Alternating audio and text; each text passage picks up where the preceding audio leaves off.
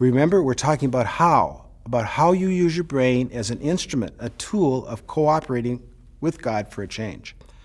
How to be purposeful, how to train your brain, how to become the objective observer.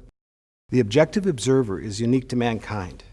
We're made in God's image. The ability to be the objective observer over your thoughts is a unique part of God's creation of man. Dogs can't see or hear their thoughts. They're not designed to be the objective observer over their thoughts. Timothy 3, Jude, and Peter inform us that people are going to become like brute beasts, doing their internal think, just like an animal toward the end of times. But not you.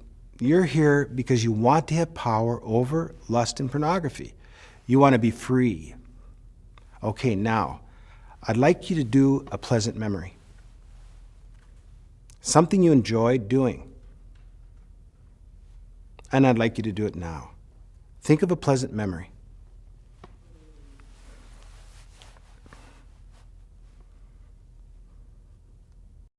You're going to find out how you do that pleasant memory, and also how to be the objective observer.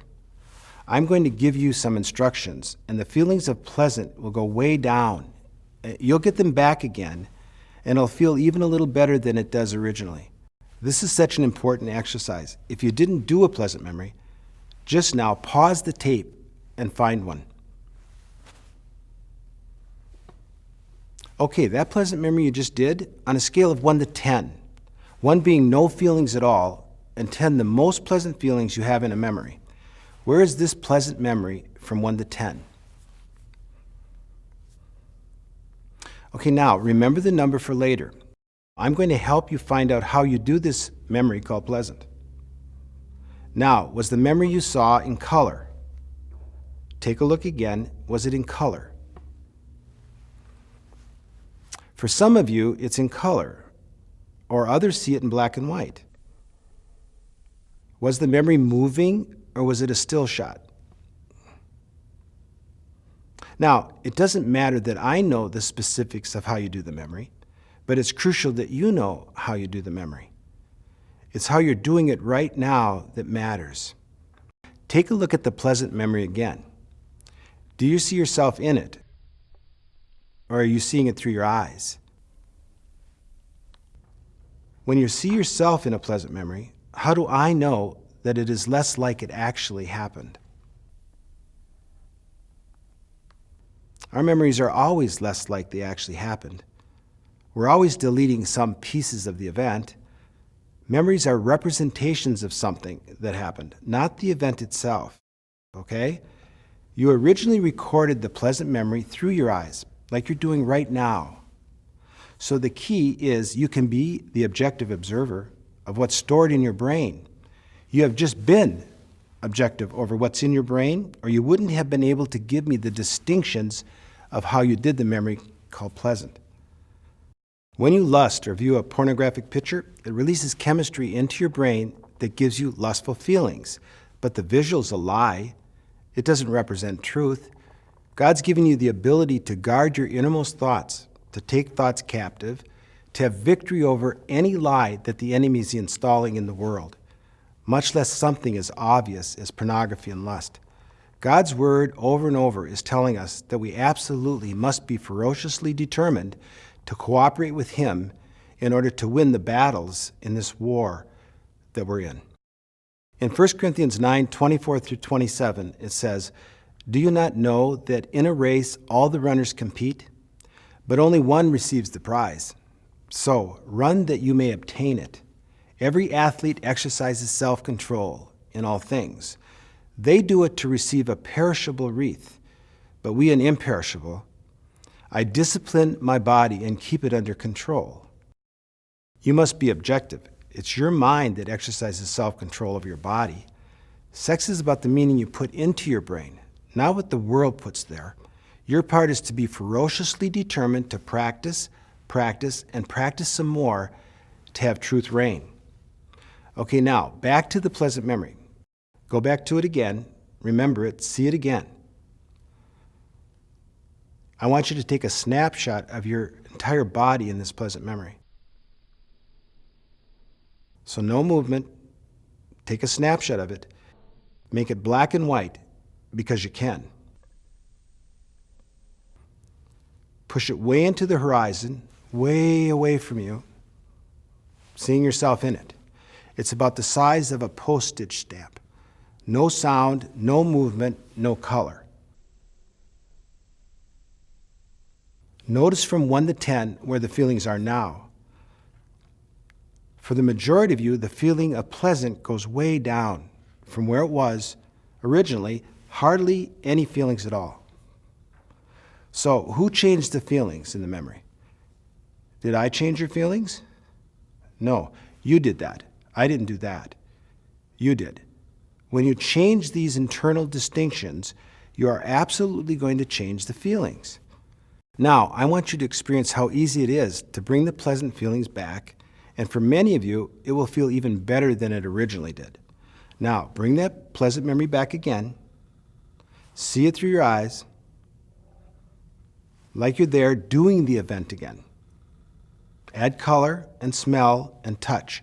Feel the physical part of this memory and be there. So you're adding more of what was there at the time it took place.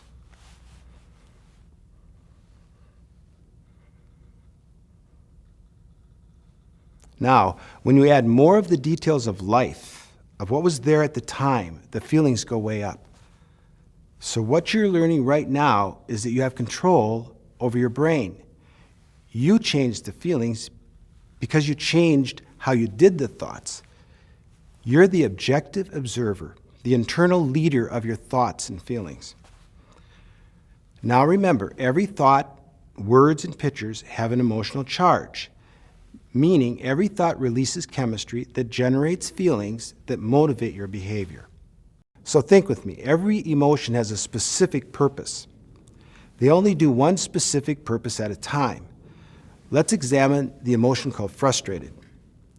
What is the one godly purpose for doing frustrated? Frustration has only one godly purpose, so think with me, what is the purpose for doing frustrated? Now, some of you are thinking to motivate me to be a better Christian, or to get what I want, to make me angry. Frustrated only has one godly purpose, and it is to tell you that something isn't working. It is one of the alert emotions, to just inform you that this issue that is currently in front of me is not working the way you want it to. It's not to motivate you. The feeling of motivation is to change something. Frustration doesn't motivate. Frustration only alerts, nothing else. So I want you to learn how you do frustrated. Think about the last time you were frustrated, about something that wasn't working. Take a moment to remember doing frustrated and the words associated with it.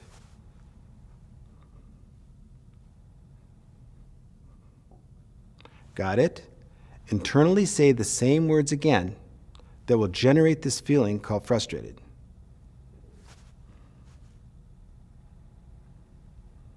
Okay, now I'm going to have you do just one thing. Say the same words internally, but make them 3 times as loud. Turn up the volume like you're screaming the words inside.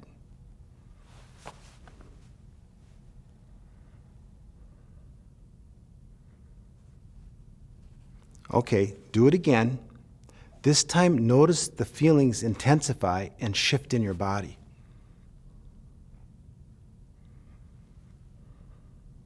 Now, the majority of people, when they increase the volume of frustrated, it intensifies the feeling.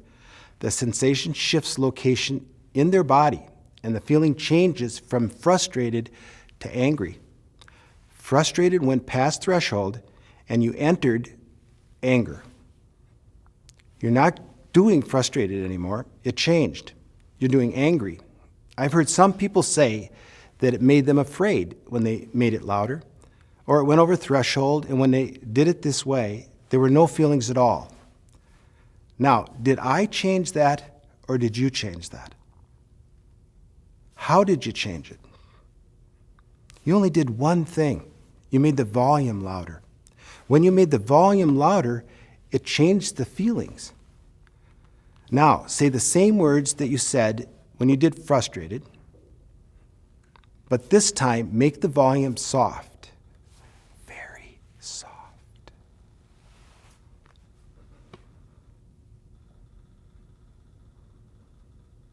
Now again, for the majority of you, when you changed the volume and you made the volume soft, it also changed the feeling of being frustrated. Frustration was hardly noticeable for most of you, or it wasn't the feeling of frustration any longer.